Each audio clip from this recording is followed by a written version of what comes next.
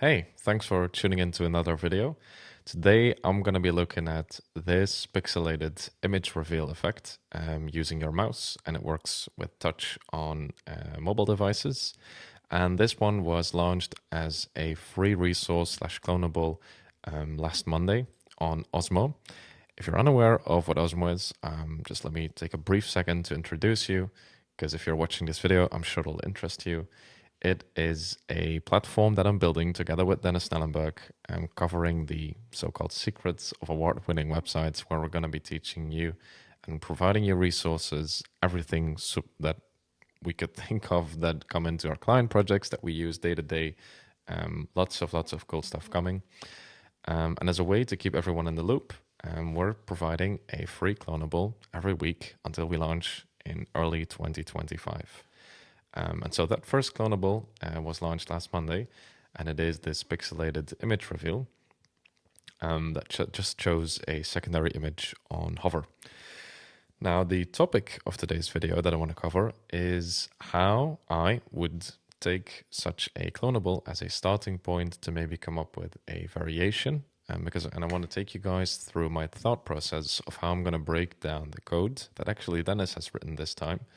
And how I interpret it, and how I would change it to create something different, to hopefully provide you guys with some inspiration that if you get a clonable like this or a resource, that you don't have to feel restricted to be using, for example, this exact pixelated image effect. Now, Dennis has done an amazing job at already making this one very flexible, so you can yourself decide how many rows and columns you'd like. But that is, of course, still binding you to that exact pixel effect. So today I'm going to be taking the sort of a new approach, and I'm going to be taking the exact code from the clonable and adjusting it to create a secondary effect. So I've already set up a second project that has two images inside, and as you see, both reveal sort of a Web3 alternative to their avatar. Made these using Midjourney, by the way. And I'm going to make sure that this second one will have a different effect for demo purposes. And again, just taking through my thought process. All right, so let's get into it. First, I want to take you through the code that I've got here. And to do so, I'm going to pop this into the side view, so my face is not covering half the code. And this is originally in the clonable, but I've put it into selectors so we can more easily use it while we're going to work without leaving the published website. All right, I'm making this intro way too long. Let's get into this code. So here on top, Dennis has provided also with some flexible variables to control the animation step duration and the grid size. Simplest thing to demo is the grid size. So currently we've got 7 rows and 7 columns. If we want the squares to be smaller, we can adjust that to 10, for example, refresh the page, and see that our squares have gone smaller. I'm hopefully not going to break stuff, but if we, for example, set that to 20, it's going to be 20 times 20 squares, so that is what? Quick maths, 400 squares being generated? Could be wrong. Anyways, you see the purpose. So this is already super flexible. Again, I'm going to take you through this very quickly, and then sort of break it down and see how we can adjust this to create a secondary effect using this code as a starting point. I'm going to set it back to 7, otherwise there's way too many elements being generated. So after setting the grid size, there's a calculation happening. So we divide 100 divided by the grid size to get the actual percentage width and height of each square. We then find all of the cards on the page, and our cards here in Webflow is just the 2 actual div parents that have everything inside of them.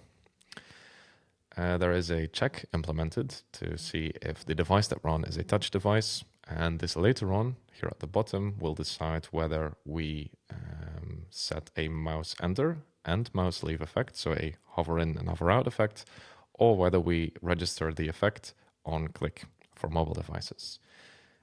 So that's a cool little check to think of mobile. And then what's going on here? We have a looping through each card. And then we're registering a couple of things.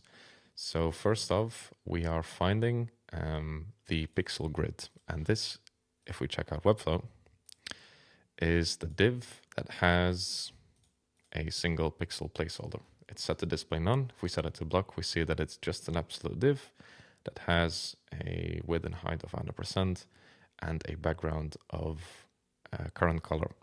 So that we can, if you want to just change the color, you can do so. So we're registering that pixel, and what it does is that it takes this styling later on for all of the other pixels that are generated.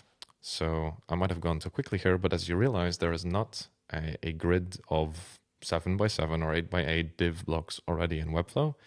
We generate them using code, so that we can, much less manual work and way easier to update in the future. Now, okay, so that's our pixel grid. It's just the wrapper for all of our pixels being generated. Then we have the active card, and the active card in Webflow is the wrapper that has our secondary image. So if we check this one out, we see that this is the Web3 avatar of this one here. And it's just a div block that is set to position absolute. So it's on top of the main image that you currently see, but we set it to display none. And later on, we'll set it to display block, just as all of the pixels are covering the image. So the main image, when all of them are covering, we quickly set this one to display block, and then we immediately start deleting the pixels again, or setting them to display none. So it's a really quick switch. So that's the sort of the structure of this here. Just some of my initial thoughts. We're currently just swapping between two images, but you can get creative, and maybe instead of showing their Web3 avatar on hover, we could have a div that has maybe their bio and their name on it. You just have a default div and an active div, so you can get super creative with what you want to show here. So that's also just something I want to mention. You don't have to be bound with a clonable to I'm just showing and hiding a different image, so maybe my use case I don't have two images. You can think of different things, show that biography, for example. All right.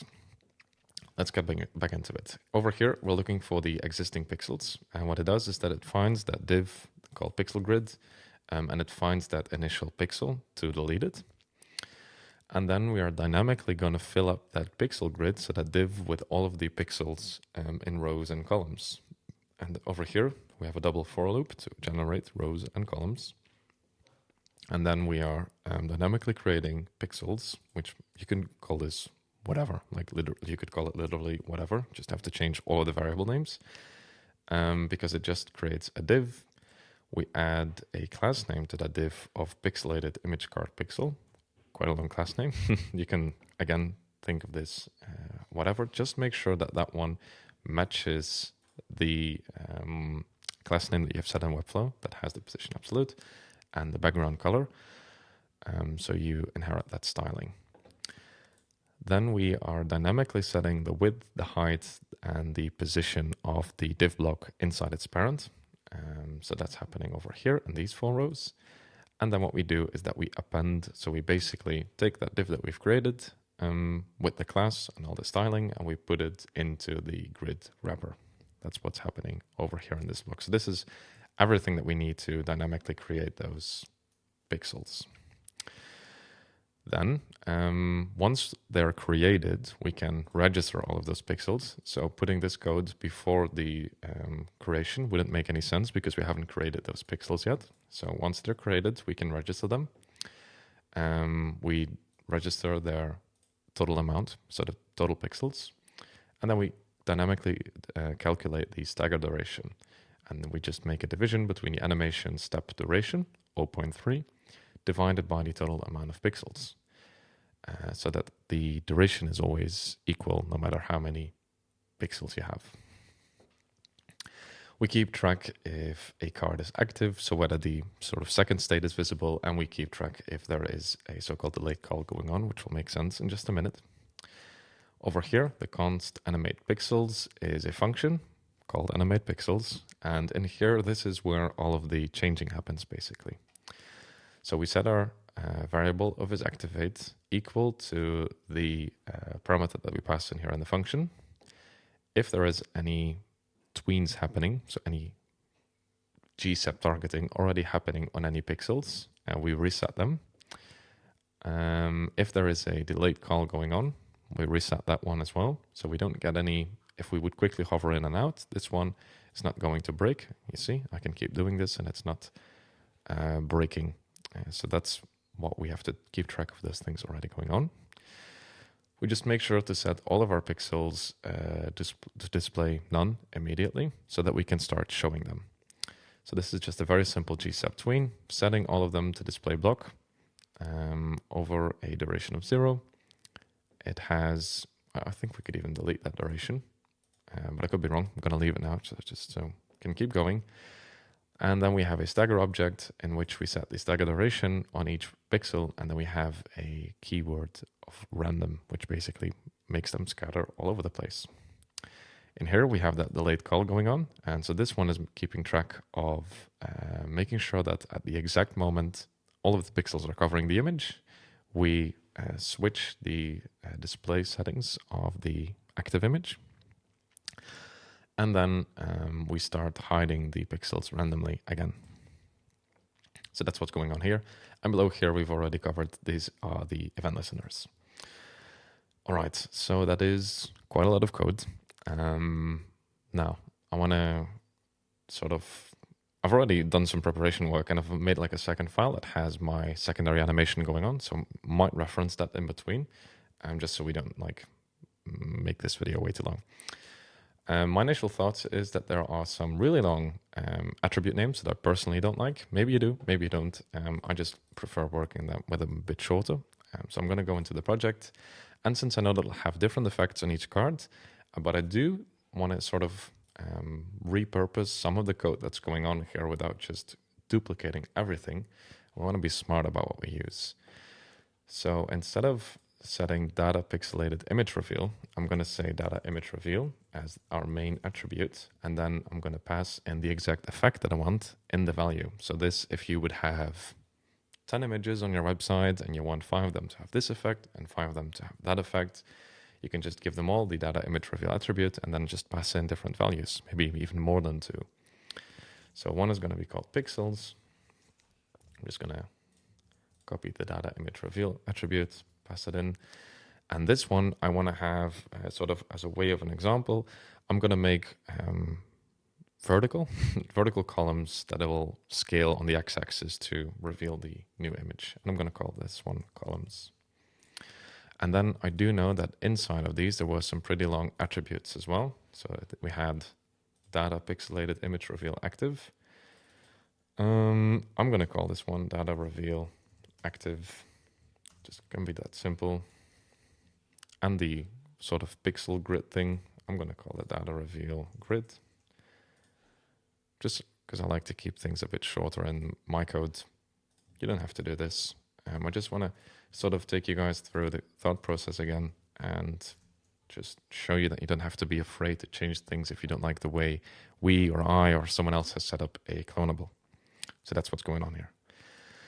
I'm going to publish that and make sure that's going on. And then what we have to do initially, because let's wait until this is published. Okay, we refresh the page and you'll see that nothing works. Obviously, because all of our variables are looking for things that don't exist anymore. We don't have any data pixelated image reveal anymore. All of our cards now have the data image reveal. But that's not the only thing we changed. We also changed the selector for the pixel grid and for the active cards. So what was it called again? Data reveal active and data reveal grid. Okay. So data reveal grid and data reveal active. Okay, now if we save this and then refresh on the left, we see that things work again because we've changed the selectors. So again, if someone's using a selector you find too long or don't like, or is conflicting with other code you might have in your project again, just change it, but just make sure again to look for all instances listening to that initial selector.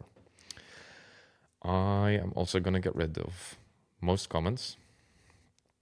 These are obviously great for documentation, but I find them to clutter my code if I've got a lot going on here, and I find that it is a bit too much.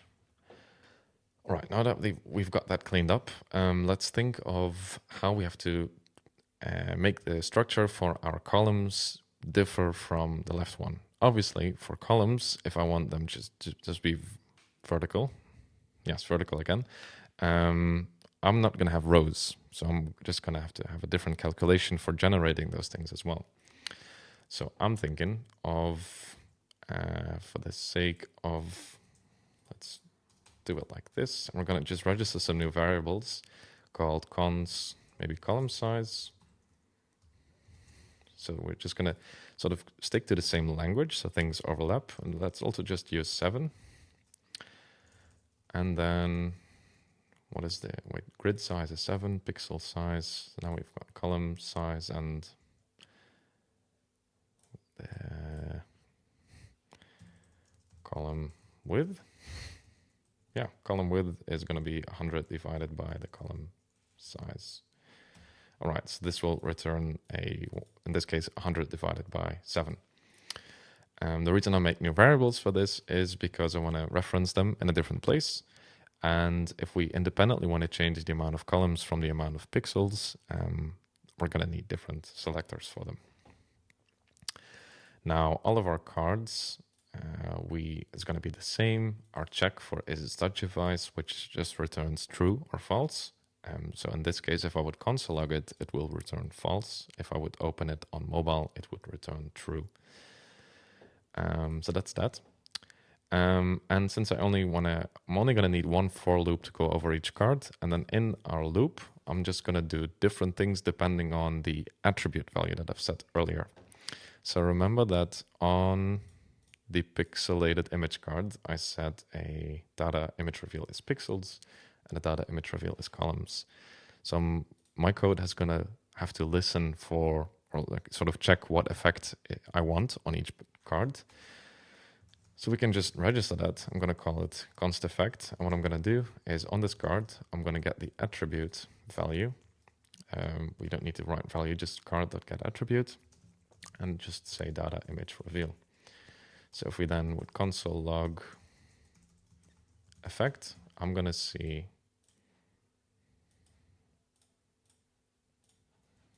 if I save this and refresh on the left, I'm going to see pixels and columns.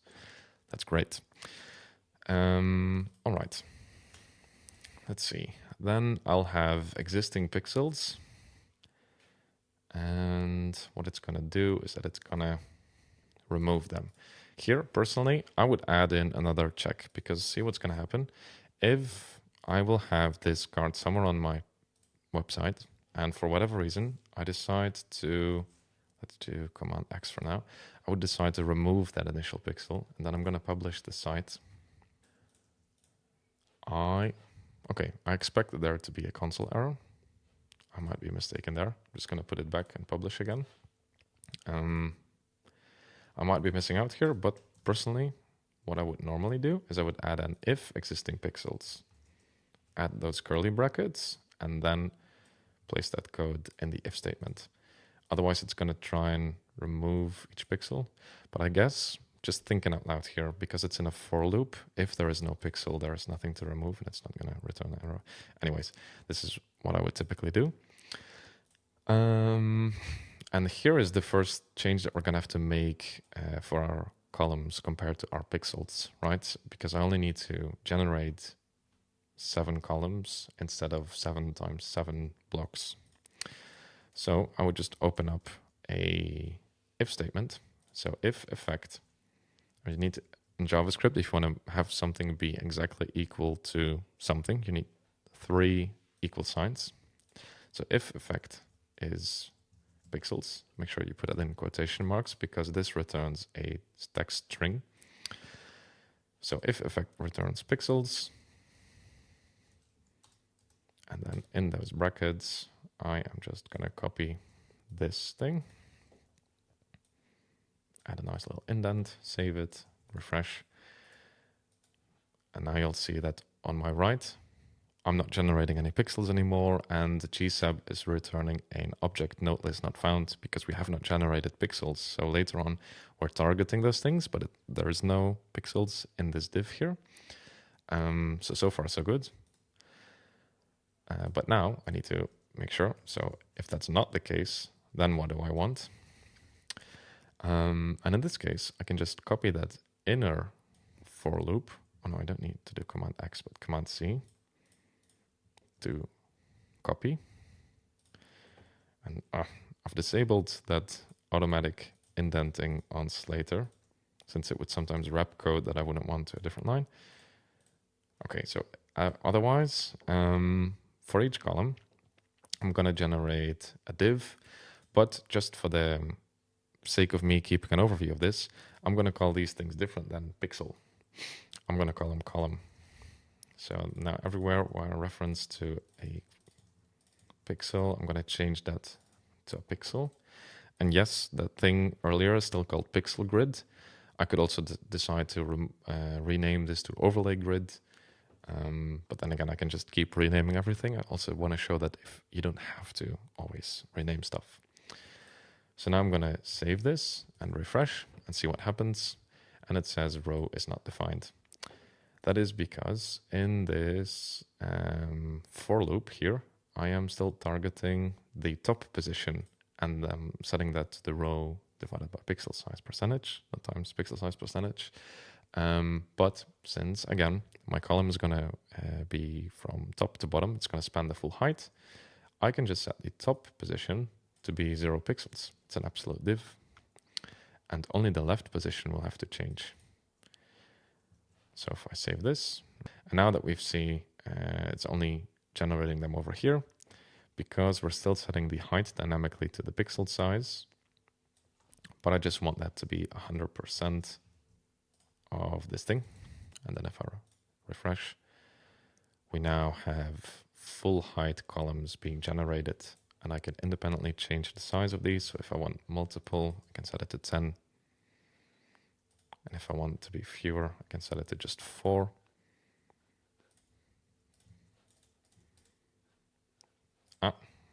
I'm not changing anything because I'm still referencing pixel size. I should change that to column size.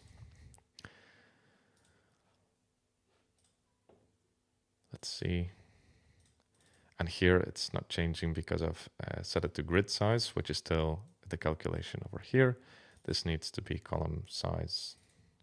And this actually needs to be column width. There we go. Okay, cool. Doing some live problem solving here. Actually, kind of like 7, maybe 6. If it's a few more. Okay, I kind of like that width.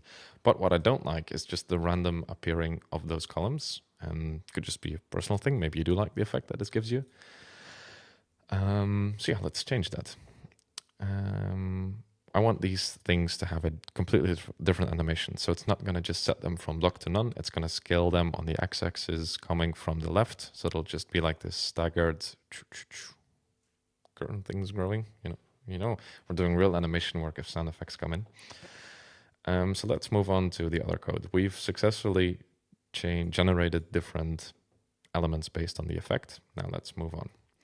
Down here, we are targeting all of the pixels in our pixel grid and selecting the total pixels and the stagger duration. Let's do the same registering for our columns. So what I would just do is that I would, since these are highly specific to pixels, I want them to be for columns as well. And I'm just going to say columns, and then make sure that whatever was referencing this exact variable called pixels, this thing here, and later on also in our animation, which I'm going to close for now, you now make sure that it listens to columns.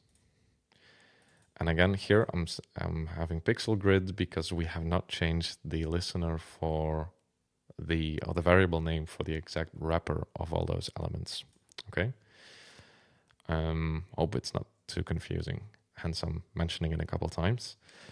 And then the stagger duration is going to be the animation step duration, which is set all the way on the top here. So if you would want a different animation step duration for the column animation, for the curtain one, you could just create, maybe rename this to pixel duration and the other one to column duration, so you can reference them differently in here and later on in your animation.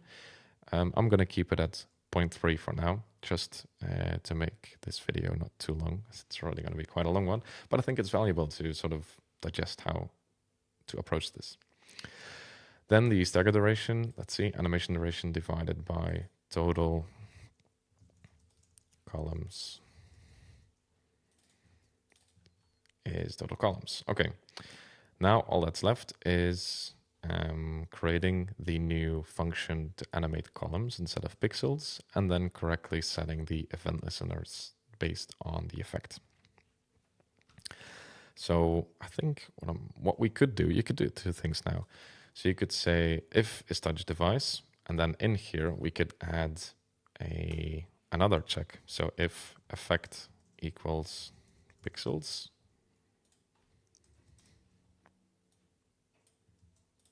do this, else, and this is where our new function is going to go, which we still have to create. So I'm just going to put comment signs now, new function. And you could do the same in here and in here, but then I've got like 3 nested if statements. So what I'm going to do, which just makes more sense in my head, but maybe a more expert person is watching this and is confused. But then again, everyone has their own approach. What I would do is would just copy this entire block that is setting the event listeners with Command X. I go into my initial check, which already had the checking for the effect, where we're also generating the elements. Now we just place it in here. So let's correctly set all of the indents. So if the effect is pixels, and then we have all the event listener registration, and then what you can do is copy the entire block and then set it in the else. So if the effect is columns, I called it columns, then we're going to set different event listeners in here. Let's see, and let's call it animate columns.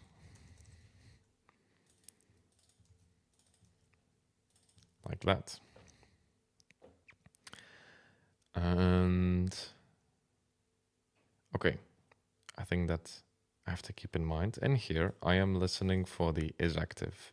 And previously we had these event listeners being created after we initialize the is active variable. But since we've moved up our event listener creation and also our reference to that variable, what we are going to have to do is I'm going to do Command X, exit out of here, and also register those things before we reference them again, just to prevent any errors. I'm going to close these things now to keep things a bit more concise. So we've positioned them over here so that we can reference them in here. Okay, now I believe all that is really left to do is create the animate columns function. So again, what we do is we copy this entire function. Since there's quite a lot of things that we need to change, we've got like completely different tweens. So instead of messing around in the same animate function, I'm just going to create a different one. So it will also be a bit more scalable, I guess, if you want to have even more effects on your page, maybe just like a single image wipe or whatever you want to do. You could have multiple functions and then easily reference them in your listeners. Now, let's see. This one is going to be called animate columns, which I've already created. Now, the basic principle of the function, like the foundation and the checks that we have in place, we're going to keep. So we're going to keep track of if the thing is active. We're going to keep track of if there is any tweens happening on our items, and if so, kill them. But instead of referencing them to pixels, we're going to call columns. So like that. Also, let's see, our columns, I believe in Webflow, our thing that will have an initial display of none. So what we're going to do is we're going to set it to block. And what I also want is that I want to set the transform origin. I'm thinking a step ahead now, but I'll type it so I don't forget it and then tell you guys later. Transform origin to the center left, because I want those things to grow from the left side. Will make sense in just a second. And then, let's see, a GSAP2 tween we've got here. So we want to tween our pixels. We're going to actually, since we're doing more than just a simple block at a display setting, and since we're also going to later on scale them back to 0, we need to make sure that our initial tween actually animates them from 0 to 1.